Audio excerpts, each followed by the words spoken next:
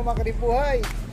Andito tayo ngayon sa isang lugar o buong na nasasakupan sa Misamis Oriental Region 10. Ang location na ito o buong ito mga kanibuhay ay ang pangalan ay Binuwangan. Ang Binuwangan dito nakatayo ang isang simbahan na tinatawag na Birhen sa Lourdes. Ang Birhen sa Lourdes ito mga kanibuhay ay iba-iba ang kanyang karakteristik kasi may mga nagaganap dito na mga himala. Kasi ang simbahan ito sa ilalim nito mga kanibuhay, doon sa tinatayuan ko, ang ilalim nito ay tubig. Ang tubig na yan mga kanibuhay ay pwedeng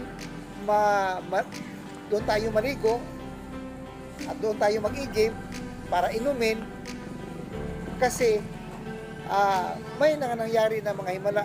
Kung sino mang maliligo doon at mag-inom ng tubig ay mamawala ang mga sakit.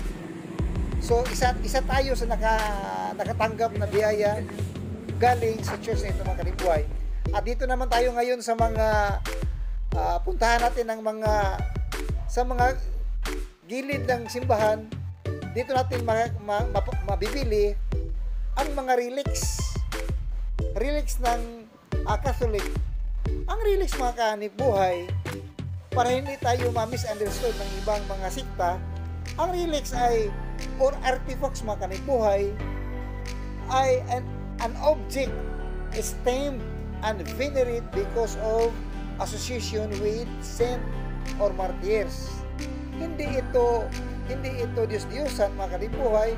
According to the teaching of the church, ito ay venerate, not be adorate. At dito mga kanibuhay, nagtatanong ako, mayroon ba tayong mga libro ng mga CFD? Sabi ng tindera ay wala. So dito tayo nagpaplano mga kanibuhay na dito tayo maglagay ng mga libro natin sa CFD, Catholic Faith Defender ng mga libro para ibenta nila.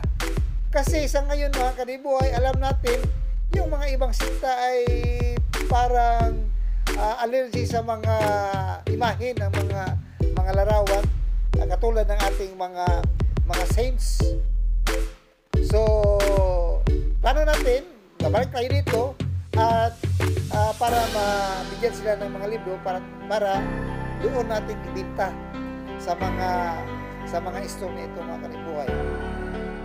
Ito lang siguro mga kanibuhay, invite ko na kayo sino bang gusto may matatanggap na mga biyaya. Marami na talaga ang nag-testimony na ang lugar na ito ay maraming milagro ang kanilang natatanggap mga kanibuhay. So isa tayo makatestify na talagang totoo. So kung sino bang may karamdaman diyan na gustong mapagaling